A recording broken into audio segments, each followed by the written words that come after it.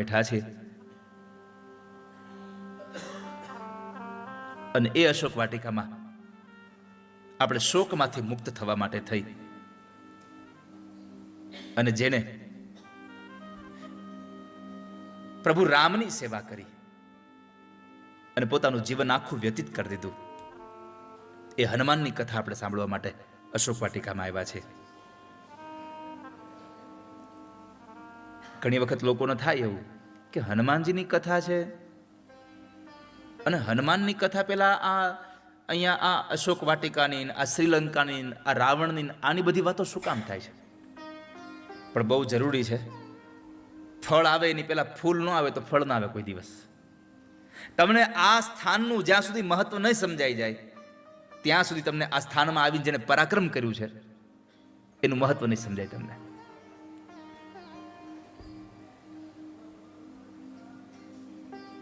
તો આજે આપણે હનુમાનજીની કથા સાંભળવા માટે થઈ અને અહીં આવ્યા છે. એક બહુ મોટો માણસ હોય એ નાના એવા ઉંદરને મારે, એમાં કેટલી મહત્તા, એમાં મોટાઈ ખરી કઈ? તમે આટલા મોટા છીએ અને કદાચ કોઈ ઉંદર અહીં નીકળે અથવા કંઈક નાનું જીવડું નીકળે ને આપણે મારી નાખીએ તો આપણી કાંઈ મહત્તા ખરી? પણ એક નાનો છોકરો હોય 5, 7, 10 વર્ષનો અને એ સાપ નીકળે ને સાપને પકડીને મારી નાખી આવે તો કેટલી મહત્તા કે નાના છોકરાએ સાપને માર્યો. મોટા એ ઉંદર મારે એની મહત્તા ન વધે, પણ નાનો સાપને મારે એની મહત્તા વધે. એટલા માટે વાલા ભક્તજનો, અહીંયા આટલા મોટા પ્રભાવશાળી અહીંયા આ લંકાની અંદર રાવણનો આટલો મોટો ભય અને એમાં આવીને હનુમાનજીએ જે કામ કર્યું ને એને સમજાવવા માટે મારે તમને લંકાનું મહત્વ પહેલા સમજાવવું પડે છે કે જો લંકા આટલી મહાન છે તો લંકામાં આવીને હનુમાનજીએ જે કામ કર્યું તો હનુમાનજી કેટલા મહાન છે, એ કેટલા મોટા છે. અને એ હનુમાનની કથા આપણે રઘુપતિ પ્રિય ભક્ત આપણે હનુમાનની કથા માટે અહીં બેઠા છીએ. હનુમાનજીના જીવન ચરિત્રોમાંથી સૌથી પહેલો ગુણધર્મ લેવો હોય તો એ છે કે પોતાને સેવક હોવાનું અભિમાન નથી, પણ પોતાના સ્વામી કોણ છે એનું અભિમાન છે. નહીં તો ઘણા માણસોને પોતાની અભિમાન હોય કે મેં તો આમ કર્યું, મેં તેમ કર્યું. અડધો માવો ખવડાવ્યો તો તને વખત હમણાં કાલે આપણે ખવડાવ્યો હતો ને તને, તારી પાસે ક્યાં હતો? કાલ રજનીગંધા મેં જ આપી તને, તારી પાસે ક્યાં હતી? તું ભૂલી ગયો તો લાવતા નતું કીધું? તમાકુ મેં જ તને આપી દીધી, તું તો ત્યાં હવે તારી તો ત્યાં ચેકિંગમાં કઢાઈ નાખી દીધી. આનો મહિમા ગાય અહીંયા કેટલાય. પોતાના કામ જ્યારે કોઈ પોતાને બીજાને મદદ કરી પછી પોતાની એ કરેલી મદદ ગામમાં વાજિંત્રો લઈને જ્યારે ઢંઢરો પીટાવે ને ત્યારે એની પણ હાસી થાય છે અને એના કરેલા કામની મહત્તા પણ ઘટી જાય છે. એકવાર મુલ્લા આમ ચાલ્યા હતા રસ્તામાં, એમાં એક તળાવડું આવ્યું અને મુલ્લા તળાવમાં પડ્યા. હવે તરતા આવડતું નહોતું એટલે ખોટા હાથ પગ ઉડાડે અને જેને તરતા ન આવડતું એ ખોટા હાથ પગ ઉડાડે ને એ વધારે ડૂબે, અંદર. તો એ ડૂબતા હતા એમાં બરાબર મુલ્લાનો એક મિત્ર આમ નીકળ્યો, એને તરતા આવડતું હતું. મુલ્લાને જોયા, તરત જ કૂદી પડ્યો, મુલ્લાને પકડી બહાર લઈ આવ્યો. પછી જેટલી વાર મુલ્લાને મળે ને એટલી વાર કે ખબર છે ને તે દિવસે તો હું આવી ગયો, નકર તમારું હોત નહીં અહીંયા. વારે જેટલી વાર મળે એટલી વાર યાદ કરાવે. ખબર છે ને, યાદ છે ને, ડૂબતા મેં બચાવ્યા હતા, તેથી જીવ મેં બચાવ્યો. મુલ્લાએ કીધું આ તો હાળું કેમ. એકવાર મુલ્લા એને લઈને જાય છે, ઘણા દિવસો થઈ ગયા, લઈને જાય છે અને મુલ્લા કીધું ઉભો રહે. એ પોતે તળાવમાં પડે છે મુલ્લા, પણ નસીબે એ દિવસે પાણી બહુ ઓછું હતું એટલે મુલ્લા ડૂબ્યા નહીં. પાણીમાં ઉભા કીધું જો આજ તું મને નથી બચાવતો તોય હું બચી રહ્યો છું, તોય હું જીવું છું. ત્યારે ઓલા માણસને સમજાણું કે મારા બચાવવાથી કોઈ બચતું નથી આ સંસારમાં. એમ આ સંસારમાં લોકો કામ કરે આપણું, પણ પછી સંભળાવ્યા બહુ કરે, એને યાદ કર્યા કરે મેં આ તમારા આ સમયમાં આ કર્યું હતું. પણ એના માટે એક જ શબ્દ છે, પર દુખે ઉપકાર કરે તોય મનય અભિમાન આણે. બીજાના દુઃખમાં એને કોઈને ઉપકાર કરે છતાં પણ એને મનમાંય ન લાવે એવા માણસો થવું આપણે. કોઈકની આપણે મદદ કરી હોય ને તો એ મદદને ભૂલી જાવી અને કોઈ આપણી મદદ કરી હોય એને જિંદગીભર યાદ રાખવી, તો તમે જીવનમાં દુઃખી નહીં થાવ કોઈ દિવસ. પણ ઉપાધિ એ વાતની છે કે તમે કોઈકની મદદ કરો એ તમને યાદ રહે છે, પણ તમને કોઈકે મદદ કરી હોય તો ભૂલી જવાય છે. હનુમાનજી મહારાજ સેવક છે અને એને સેવકનું અભિમાન નથી, પણ મારા સ્વામીનું અભિમાન છે કે મારા સ્વામી આ છે. પોતાના રામનું ગૌરવ છે ને. અસ અભિમાન જાઈ જનિ ભોરે, અસય અભિમાન જાઈ જનિ ભોરે. મેં સેવક રઘુપતિ પતિ મોરે, મેં સેવક રઘુપતિ પતિ મોરે. હું તો સેવક છું અને મારા પતિ તો રામ છે, મારા માલિક પ્રભુ છે. પોતાના સ્વામીનું કામ કર્યા વગર જે માણસ ક્યારેય પણ વિશ્રામ લેતો નથી, એવા હનુમાનની કથા મારે તમને સંભળાવી છે 5 દિવસ.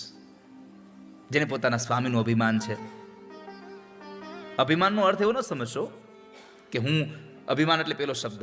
અભિમાન એ છે કે હું સેવક છું પણ મારા સ્વામી રામ છે.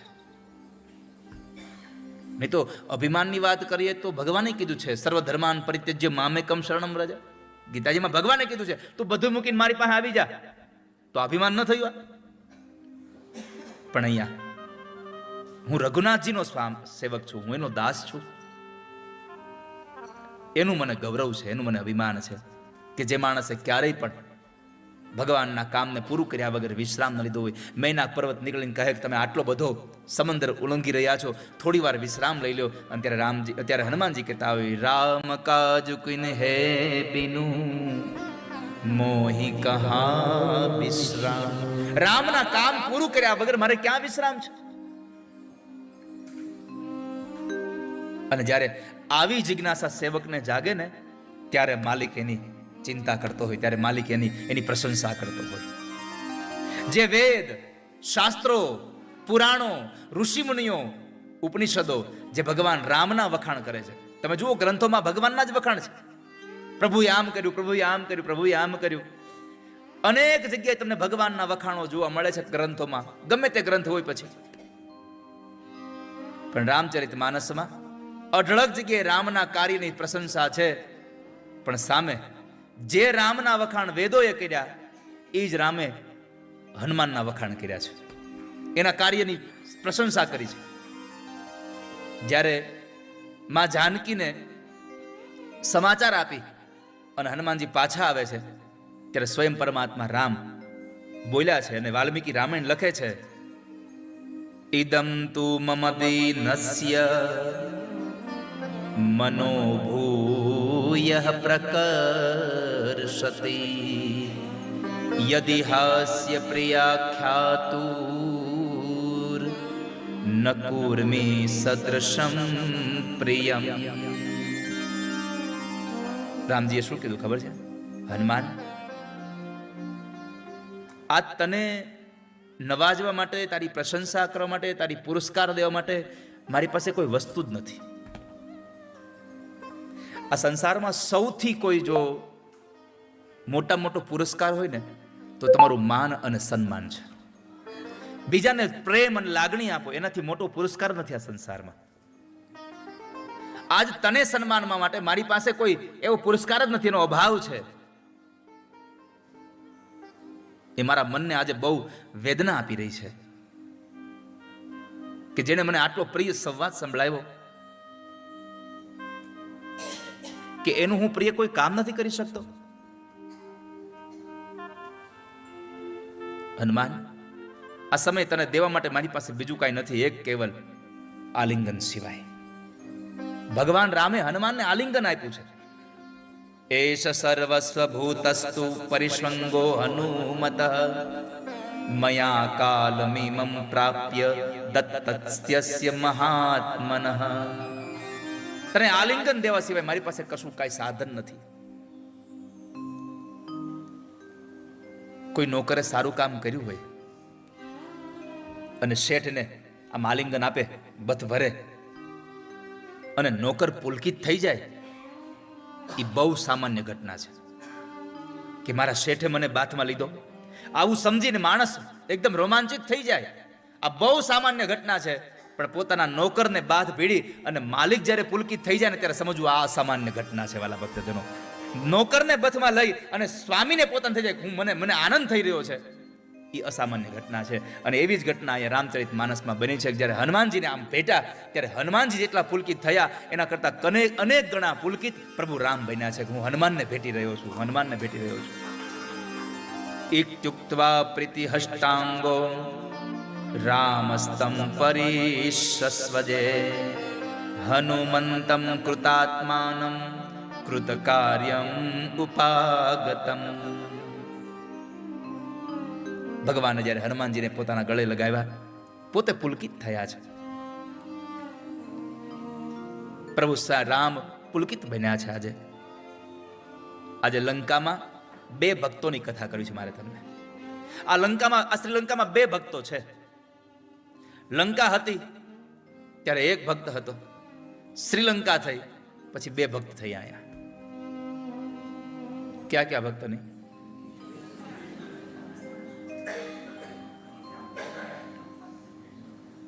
ના, હજી એક નામ છે, કોઈને યાદ હોય તો.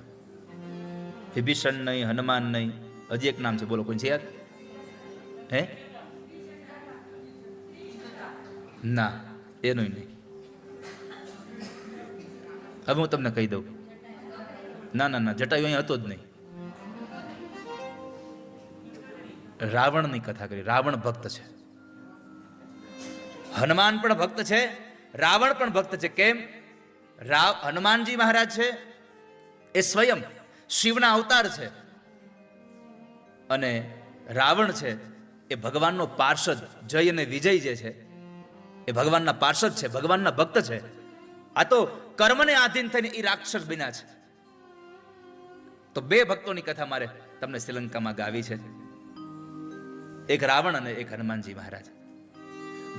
બંને ભક્તમાં તફાવત એટલો છે, એક સાત્વિક ભક્તિ કરે છે, એક તામસ ભક્તિ કરે છે. 3 પ્રકારની ભક્તિ હોય છે, સાત્વિક, રાજસ અને તામસ. એમાં સાત્વિક ભક્તિ કરી હનુમાનજી મહારાજે. કેમ? બસ ખાલી પોતાના સ્વામીને પ્રસન્ન કરવા માટે જે કામ થઈ રહ્યું છે એ સાત્વિક ભક્તિ છે. પોતાને કંઈ જોતું છે એ રાજસ ભક્તિ છે, અને મારે બીજાનું ખરાબ કરવું છે એના માટે કંઈ તમે કરો છો એ તામસ ભક્તિ છે. તો રાવણ હતો એ તામસ ભક્તિ, બધું મેળવતો હતો પણ બીજાને હેરાન કરવા હતું. હિરણ્યકશિપુએ તપશ્ચર્યા કરી પણ એ તામસ હતી. દક્ષ પ્રજાપતિએ યજ્ઞ કર્યો એ તામસ હતો, કારણ શિવજીનું અપમાન કરવું હતું. અને જે સંસારમાં બીજાનું અહિત કરવા માટે ભક્તિ કરે છે એનું અહિત થયા વગર રહેતું. ખાડો કરે એ સૌથી પેલો અંદર પડે. રાવણ કઈ હાવ ખરાબ નહોતો. રાવણમાં બધા ગુણો સારા હતા, ખાલી એક જ દુર્ગુણ હતો, એ રાવણ હતો. સમજાય છે? રાવણમાં બધા સદગુણો હતા, ખાલી એક જ દુર્ગુણ હતો, એ રાવણ હતો. બીજાને રડાવતો હતો ને એ જ દુર્ગુણ હતો, બાકી એનામાં કઈ ખામી નહોતી. સાહિત્ય દર્પણમાં એક શ્લોક લખ્યો છે, દેશ રાગમાં લખ્યો છે.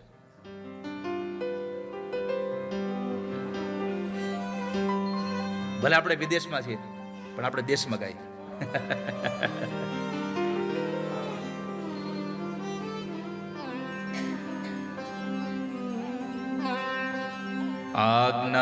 આજ્ઞાશક્ર શિખામણી પ્રણયિની શાસ્ત્રાણિ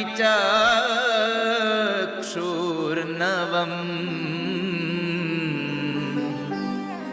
ભક્તિ ભૂત તપતો પિનાકિની પદમ લંકેતિ ભવ્યાપુરી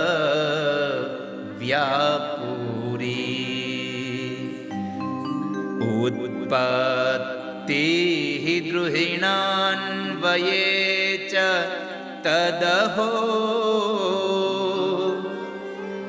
નેદૃગ્વરો લભ્યતે શાચે દેશન રાવણ કવન પુનઃ સર્વત્ર સર્વે ગુણા સર્વત્ર સર્વે ગુણા. સાહિત્ય દર્પણમાં એક શ્લોક આપ્યો છે. આજ્ઞા શક્ર શિખા મણિ પ્રણયિની શાસ્ત્રાણી ચક્ષુર્નવમ. રાવણની આજ્ઞા ઇન્દ્રને પણ બાધિત બનાવે એવી આજ્ઞા હતી. આપણે બધાએ સાંભળ્યું છે કે નવગ્રહોને ઢોલિયે બાંધીને રાખતો હતો. હવે આ જેવો તેવો માણસ કહેવાય? કેટલી મોટી ભક્તિ હોય ત્યારે થયા. આપણાથી આપણા આંગણામાં એક ગાય નથી બંધાતી અને 9 ગ્રહોને બાંધ્યા.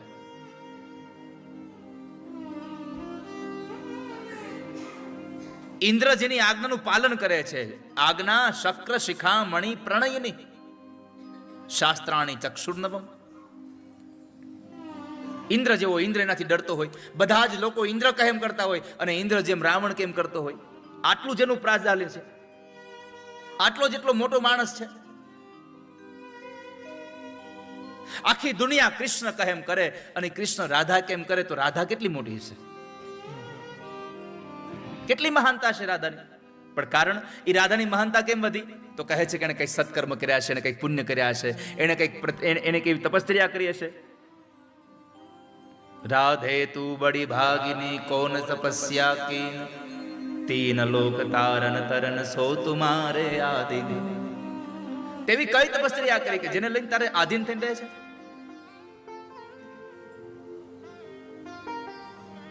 તો રાવણ એટલો મોટો માણસ છે કે ઇન્દ્ર એની આજ્ઞાનું પાલન કરે છે, એને આધીન થઈને, એને બાધીન થઈને રહે છે. એનું કારણ હતું રાવણ પાસે 3 આંખ હતી. હવે તમને શંકા જશે કે 3 આંખ તો કેવલ શંકરને જ છે, તો આને ત્રીજી આંખ કઈ આવી?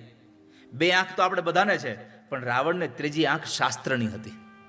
એની પાસે જે શાસ્ત્ર હતું, અત્યારનો કોઈ પણ બ્રાહ્મણ જ્યારે જ્યોતિષ કરવા બેસે ત્યારે રાવણનું જ્યોતિષ એવું હતું ને ગુરુજી. રાવણ એટલો સારો જ્યોતિષી હતો.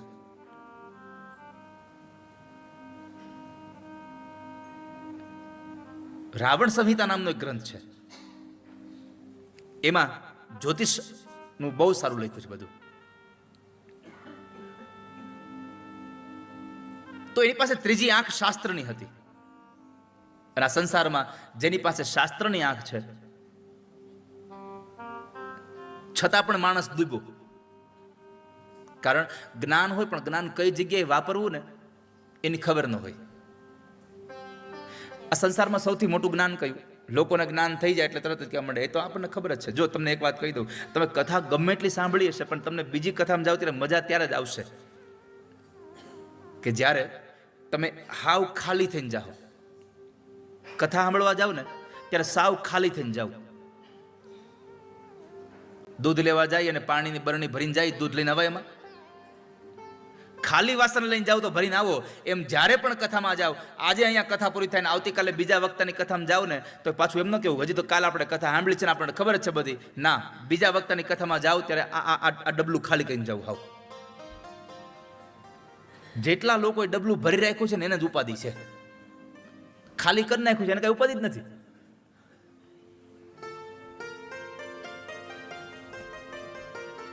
જ્ઞાનની વ્યાખ્યા છે, ગુરુજી બેઠા છે, જ્ઞાનની વ્યાખ્યા એ છે જે તમને કઈ ખબર જ નથી આવી સમજણ થઈ જાય ને તો સમજવું આ મોટું જ્ઞાન છે આ સંસારનું. પણ આપણને તો બે વાક્ય ખબર પડી જાય કે આનું આમ થાય ત્યાં તો આપણને એમ થાય છે ઓહો બધું મને જ ખબર છે. અને જ્ઞાનની સૌથી મોટી ભાષા એ છે બીજાને ઊભા કરે એ જ્ઞાન છે, બીજાને પછાડવા માટે જે છે એ માત્ર જાણકારી છે તમારી પાસે. જ્ઞાન ઈ છે બીજાને હસતો કરે. નહીં તો ઘણી વખત જ્ઞાનનો ઉપયોગ એવી રીતે થાય, સામેને કસોટી કરીને સામેવાળાને રોવરાવા હાટું કસોટી કરે, અને એને જ્ઞાન પાછા કે મારી પાસે જ્ઞાન છે એટલે કસોટી કરી.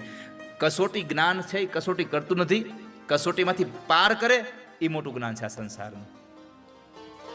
તો એની પાસે ત્રીજી આંખ હતી શાસ્ત્રની. પછી કહ્યું ભક્તિ ભૂત પતો પિનાકિની પદમ. ભક્ત હતો, શિવજીનો પરમ ભક્ત હતો. આના જેવો ભગવાનનો કોઈ ભક્ત નહીં હોય. અને ઈ રાવણે જયારે ભગવાનને પ્રસન્ન કરવા માટે જયારે તાંડવ લખ્યું, રાવણ તાંડવ ગાતો હોય તો આખું ધ્રુજે બધું. જટાટ વીગ લજ્વલ પ્રવાહ પાવિત સ્થલે.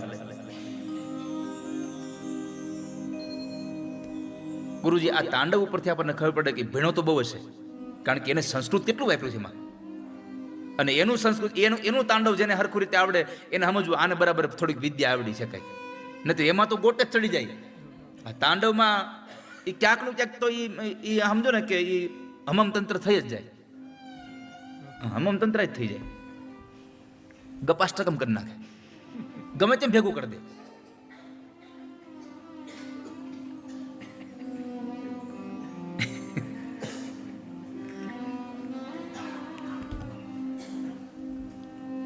રાવણ, હા તમે ઓલું જે બીજું તાંડવ છે કયું છે ગિરીશભાઈ, કયું છે બીજું?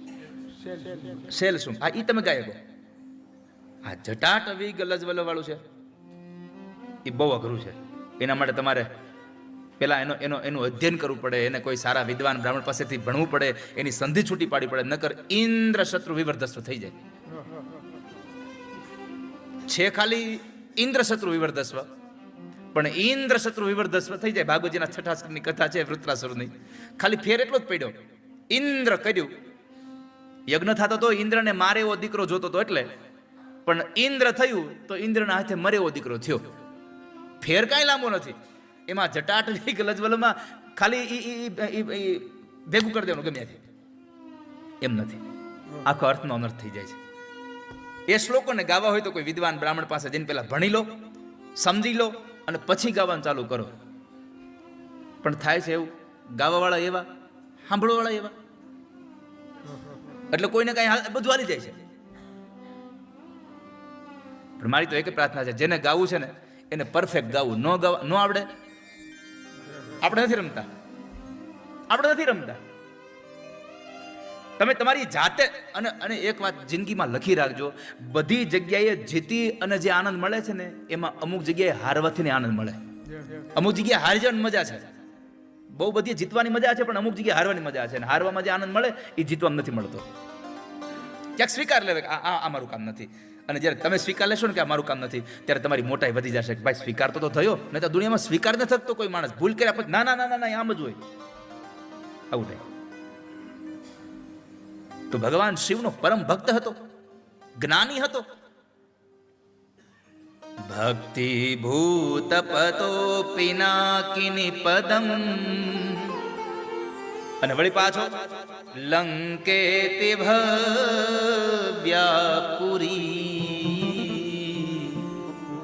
લંકા જેવી ભવ્ય અને દિવ્ય નગરી હતી એની પાસે, સ્ફટિક મણિના મહેલ, પણ કરુણા એ હતી વસનાર સૌ વિકરાળ હતા. એના પછી તો અદ્ભુત વાત હતી. ઉત્પત્તિ દ્રુહિણાન વયે ચ તદહો. સારામાં સારા કુળમાં ઉત્પન્ન થયો હતો, બ્રહ્માના વંશમાં ઉત્પન્ન થયો છે. સંસારમાં 3 વસ્તુ કેવલ પ્રભુની કૃપા હોય તમને મળે. એક સારા કુળમાં જન્મ, એક સારી તમારી કીર્તિ, અને એક સારું કાંચન. પૈસો બધા પાસે હોય, સોનું બધા પાસે હોય, પણ બધું સારું જેવું ન હોય. રાવણ પાસે 3 હતું.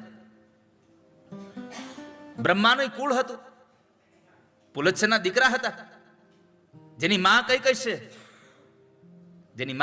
કૈકસી છે, એના દીકરો બન્યો છે.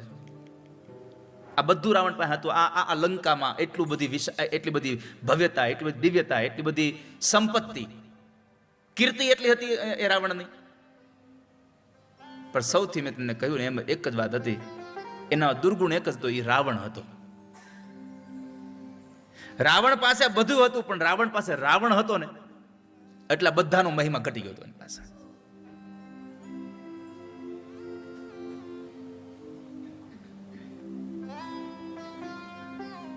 બધાને હેરાન કરતો હતો. બાકી જો એક બધાને હેરાન ન કરતો હોત તો આજે રાવણ પૂજાતો હોત. તો ઘણા તો રાવણને ગુરુ માનીને એને મંદિર બનાવ્યા હોત, જો એને હેરાન ન કર્યા હોત. આ સમજાય તમને? આખું ભાણું અથવા તો તમે સરસ મજાનો દૂધપાક ખાધા પછી એક નાનો એવો ખાલી મૂળો ખવાઈ જાય ને એટલે પછી ઓટકાર તમને મૂળા નો જ આવે. એમ તમારી પાસે ગમે તેટલી સંપત્તિ હોય, ગમે તેટલી કીર્તિ હોય, ગમે એટલું કુળ સારું હોય, પણ તમારો એક દુર્ગુણ હોય એટલે સમાજને તમારો દુર્ગુણ દેખાય છે. આ સંસારને દુર્ગુણ જોવાની ઈચ્છા છે બહુ. નકર રાવણ જેવો ભક્ત જ નહોતો આ સંસારમાં કોઈ. સ્વયં ભગવાન મહાદેવ કહેતા હોય કે રાવણ તમે મારા ઘરનું વાસ્તુ કરવા આવો, તો કઈ નાની વાત છે? સ્વયં ભગવાન શિવ કહે છે કે તું મારા ઘરનું અરે મેં કથા સાંભળી છે કે ભગવાન રામ જ્યારે સમુદ્રની પૂજા કરવી હતી ત્યારે રાવણને બોલાવ્યો છે પૂજા કરવા. વિમાન લઈને આવ્યો છે. આનાથી બીજો કોણ માણસ આવો? બધું હતું એની પાસે, પણ એક હારે રાવણ હતો એટલે આ સંસારમાં એની પૂજા ન થઈ.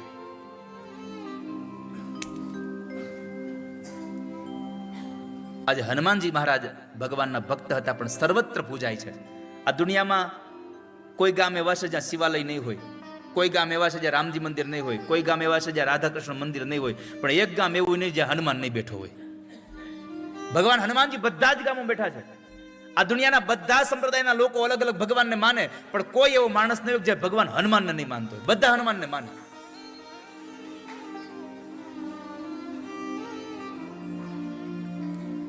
હનુમાનજી મહારાજ સર્વગુણ સંપન્ન હતા. એવં ગુણ ગણેર યુક્તા યસ્ય સ્યુઃ કાર્ય સાધકા. જે પોતાના સ્વામીનું કાર્ય સાધવામાં આટલો ઉત્તમ હોય, આવું ઉત્તમ દૂત છે. સર્વગુણ સંપન્ન હોય, પછી એના માલિકને પોતાના કામના સફળતાની ચિંતા ન કરવી પડે. જેનો દૂત જ સારો હોય. ભગવાન જેવા ભગવાન દૂત બનીને આવ્યા તે નિષ્ફળ ગયા, હનુમાનજી નિષ્ફળ ન ગયા ક્યાંય. પાંડવોના દૂત બનીને ભગવાન આવ્યા હતા, એ દુર્યોધનને ન સમજાવી શક્યા. એક વાનર રામજીને સમજાઈ ગયો. ક્યારે? સુગ્રીવ માટે જયારે આવ્યો નીચે હનુમાનજી મહારાજ, પહેલી મુલાકાત ગોઠવાઈ ગઈ, અને એ મુલાકાતમાં એને સુગ્રીવ પ્રત્યેની એટલી વાતો રજૂ કરી, ભગવાન વાતો સાંભળી, અને અંતે સુગ્રીવ સાથે મુલાકાત મિલન થઈ ગયું, એની વચ્ચે સંધિ જોડાઈ ગઈ. આ દૂત એવો હતો કે જેને સુગ્રીવની મુલાકાત, સુગ્રીવનું ભાઈબંધી ભગવાન હારે ગોઠવી દીધી. નહીં તો ભગવાન પણ દૂત બનીને આવ્યા હતા તો દુર્યોધન ન સમજો. ભગવાન એમાં ભગવાન નહોતા સફળ થયા, ન સમજાવી શકાય એને. તો જેનો દૂત સારો હોય એના માલિકને એની ચિંતા ન હોય કોઈ દિવસ. એના કામ કોઈ અધૂરાય ન રહે. ભગવાને સર્વગુણ સંપન્ન કીધા. કારણ પરમાત્માએ શું જોઈને કીધું? તો વાલ્મીકી રામાયણ લખે છે, ન મુખે નેત્રયોશ્ચાપી લલાટે ચ ભ્રુવોસ્તથા અન્યેષ્વપી ચ સર્વેષુ દોષઃ સંવિદિતઃ ક્વચિત. બધા લોકો આપણે મંદિરમાં જઈએ તો આપણે ભગવાનના મોઢા સામું જોઈએ, આમ ભગવાનની આંખો જોઈએ, ભગવાનના હોઠ, ભગવાનના ઘરેણા, ભગવાનના પગ જોઈએ. આ સંસારનો દરેક જીવ ભગવાનના ચહેરા સામું જોવે છે, અને પરમાત્માએ પોતાના દૂત હનુમાનના ચહેરા સામું જોયું. ભગવાને સર્વગુણ સંપન્ન એટલા માટે કીધા કે પરમાત્માએ હનુમાનજીએ અત્યાર સુધીના જેટલા કાર્યો કર્યા એમાં એના મોઢા ઉપર, એના નેત્રોમાં, એના લલાટમાં, એના ભવમાં, એટલે કે આ બે નેણની વચ્ચેનો જે ભાગ, આમાં કોઈ પણ જગ્યાએ પરમાત્માને એક પણ કાર્યમાં ક્યાંય દોષ ન દેખાડો. નકર આપણે ક્યારેક કામ કરતા કરતા કોઈક આપણું કામ કરતા હોય, આપણે કંઈક હોય તો નથી આમ મોઢું બગડી જતું, મજા ના આવી. આંખોનો ભાવ બદલી જાય, નિગાહે કहीं ઓર, નિશાના કहीं ઓર. આવું થતું હોય. નિશાન ક્યાં કોઈને ના, આંખો આપણી વિધે હોય. આ દોષ છે આંખનો. નહીતર જ્યાં નિશાન હોય ત્યાં જ આપણી આંખ હોવી જોઈએ. ઘણા ઘણાથી ફોટો પડાવતા, આમ ફોટો પડાવવા, અરે આમ હોવો જોઈએ ફોટો. જે જ્યાં તમે આપણને ખબર ન પડે, આંગળી આમ ચીંધે જોવે આમ, તો નેત્રોની ભૂલ છે, નેત્રનો દોષ છે એમાં. પણ ભગવાન રામે કહ્યું, ન મુખે નેત્રયોશ્ચાપી લલાટે ચ ભ્રુવોસ્ તથા. મેં તારા મોઢામાં, તારા નેત્રમાં, તારા લલાટમાં કે તારી ભોમાં ક્યાંય પણ મને કોઈ પણ પ્રકારનો દોષ પ્રગટ થયો હોય એવું ક્યાંય મને જોવા નથી મળ્યું. એટલે કહું છું હનુમાન, તું સર્વગુણ સંપન્ન છો મારા માટે. ભગવાન પાસે ઉત્તમ દૂત હતા એટલે કાર્યની સિદ્ધિ થઈ છે. તમારી હારે જે માણસો હોય છે ને, તમે જેટલા મહત્વના છો ને એટલા તમારી હારે હોત મહત્વના છો. હા, હું ક્યારેક અહીંથી કોઈ પણ વસ્તુ પ્રસ્તુત કરવામાં સફળ થઈ જાઉં, એમાં મારી એકલાની સફળતા નથી, મારી હારે આ બધા જોડાઈ જાય છે એટલા માટે સફળતા થાય છે. બાકી આ લોકો જો અલગ ભાગે તો સફળતા ન થાય. એ આ બધા લોકો સાથે જોડાઈ જાય છે, એ પોતાના કામની સારી અહીંયા પ્રેરણાથી આવે છે એટલા માટે મારું કામ સારું થઈ જાય છે. એમ ભગવાન રામ કહે છે કે મારી પાસે હનુમાન જેવો દૂત છે એટલા માટે મારું કાર્ય બધું સંપન્ન થઈ રહ્યું છે. જો યોગ્ય વાહક ન હોય ને તો માલિકની કાંઈ પ્રશંસા વધે નહીં. રામકૃષ્ણ પરમહંસજી પાસે જ્ઞાન બહુ હતું, પણ જો વિવેકાનંદજીને મળ્યા ન હોત તો રામકૃષ્ણ કોઈ ઓળખતું જ ન હોત. કારણ કે તો એક જગ્યાએ બેઠા બેઠા જ બેઠા હતા, એ ક્યાંય જતા જ નહોતા ક્યાંય. એ તો એક જગ્યાએ બેસીને આસન લગાવીને બેસતા હતા ને બધે પોતાનું ધ્યાન કરતા હતા, પોતાની સમાધિ, પોતાની ભક્તિ કરતા હતા. પણ એને વિવેકાનંદ જેવો શિષ્ય મળી ગયો, એનો દૂત મળી ગયો, એટલે એની રામકૃષ્ણ પરમહંસનું જે જ્ઞાન હતું એ ઘેરે ઘેરે પહોંચાડ્યું. રામકૃષ્ણ પરમહંસને ઓળખતા થયા કેમ? એનો દૂત વિવેકાનંદજી મળ્યા. રામજીને ઓળખતા થયા કેમ? તો કહે છે એનો દૂત હનુમાનજી મળ્યા છે એટલા માટે. ચાણક્ય પાસે ચંદ્રગુપ્ત મૌર્ય ન હોત તો ચાણક્યને કોઈ ઓળખતું નહોતા. કોણ ઓળખત એને? એની વિદ્યાઓ અને ચાણક્ય નીતિને આ ચંદ્રગુપ્ત મૌર્યના હિસાબે આપણા સુધી પહોંચી. શિવાજીને આજે આટલા બધા ઓળખીએ છીએ એનું મૂળ કારણ એ છે, કાંઢાણાનો એક કિલ્લો હતો, કાંઢાણા કિલ્લો, અને એને જીતવાની વાત એના જ સેનાપતિ તાનાજી કરીને એક સેનાપતિ હતા. તાનાજીએ કહ્યું કે મહારાજ આપણે આ કિલ્લો જીતવો જોઈએ. તો શિવાજી કહ્યું હાલો જઈએ. કીધું તમારે શું જરૂર છે, હું જાઉં છું ને. તાનાજીએ પોતાના શૌર્યથી એ કિલ્લો જીતી, પોતાના શૌર્યથી એ કિલ્લો જીતી અને શિવાજીને આપ્યો. પણ ઘટના એ ઘટી કે જ્યારે તાનાજીએ એ જિલ્લો જીતો તો ખરા, પણ તાનાજીમાં શહીદ થઈ ગયા, મૃત્યુ પામ્યા. અને પછી શિવાજીએ એ જે કાંઢાણા કિલ્લો હતો એને નામ આપ્યું છે સિંહગઢ. અને શિવાજી એક વાક્ય બોલ્યા હતા, ગઢ આલા સિંહ ગેલા. આ ગઢ તો આવ્યો પણ મારો સિંહ તાનાજી વયો ગયો. જો તાનાજી ન હોત તો સિંહને આ ગઢને લીધે આજે આપણે શિવાજીને ન ઓળખતા હોત. તમારી હારે કોણ છે એનાથી બહુ મહત્તા તમારી ઊભી થાય છે. તો હનુમાનજીને રામ મળ્યા અને રામને હનુમાન મળ્યા. હનુમાન નામ શું કામ પડ્યું? નામનો મહિમા છે.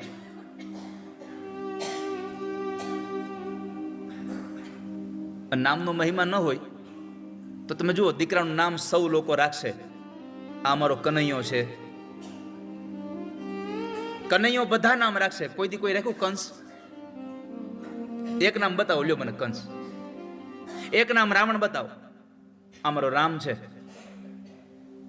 નામનો મહિમા છે. હનુમાન નામ શું કામ છે?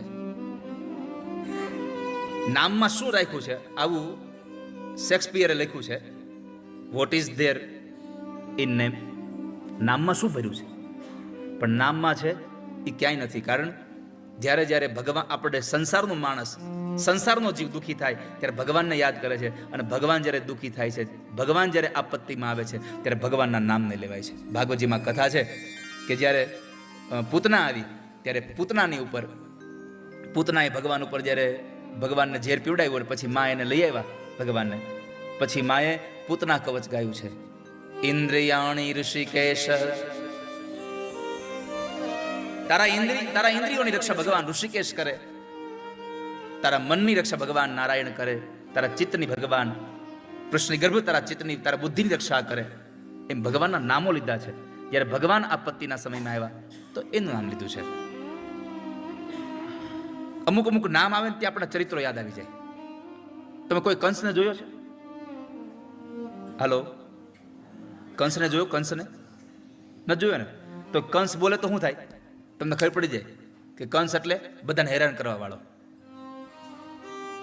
બાલકૃષ્ણ નામ બોલાય ત્યાં, કોઈએ કૃષ્ણ જોયા નથી પણ બાલકૃષ્ણ નામ બોલાય ત્યાં આપણી સામે એક માથા ઉપર અંબોડો વાળ્યો હોય, સરસ મજાનું પિતાંબર પહેર્યું હોય, ગળામાં માળા પહેરી હોય, માથામાં મોરપીંછ નાખ્યું હોય, અને એ કોઈકના ઘરનું માખણ ચોરીને ખાતા હોય, એ કૃષ્ણ આપણને દેખાય જાય. એના બધા ચરિત્રો આપણને યાદ આવી જાય.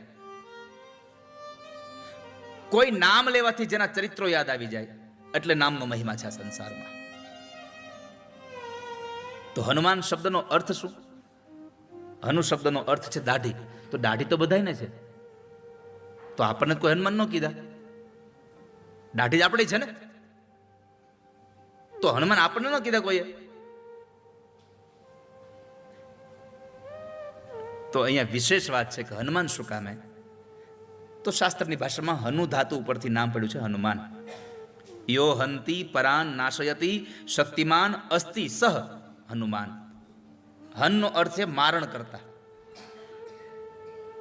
પણ જેની ડાબા ભાગની દાઢી તૂટી ગઈ અને પછી ઇન્દ્રએ કહ્યું કે એનું પરાક્રમ આટલું મોટું છે, દાઢી તૂટી ગઈ છે, પણ આજથી એ હનુમાન તરીકે ઓળખાશે. ઇન્દ્રના વજ્રથી જેની દાઢી તૂટી ગઈ એનું નામ છે હનુમાન. પછી તો દેવતાઓએ પોતાની બધી જ શક્તિઓ એને આપી છે. તો અહીંયા નામનો મહિમા બતાવ્યો.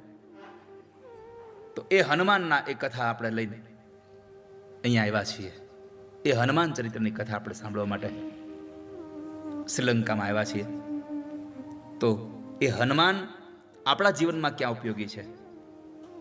માન તો ક્યાંય ઉપયોગી નથી, હનુમાન ઉપયોગી છે. જેટલા ગુરુજી જેટલા શબ્દોની પાછળ માન આવે ને એ હેરાન કરી દે. જેટલા શબ્દોની પાછળ માન આવે હેરાન કરે. સૌથી પહેલું અભિમાન. જેને આવ્યું જોઈ લો તમે, જડા મૂળ કાઢ્યું એનું, જેને એને આવ્યું પાછળ માન. હનુમાન હવામાન સારું હોય તો ઠીક છે, બગડે તો પોથયાત્રા ઉભી રહી જાય. વરસાદ છે કેમ દેવો તરત બદલી જાય. અને અહીંયા તો નક્કી જ નહીં, કઈ વરસાદ આવી જાય કઈ તડકો આવે. હવામાન, મહેમાન ટાણે આવે ને ટાણે વૈયા જાય તો વાંધો ન આવે.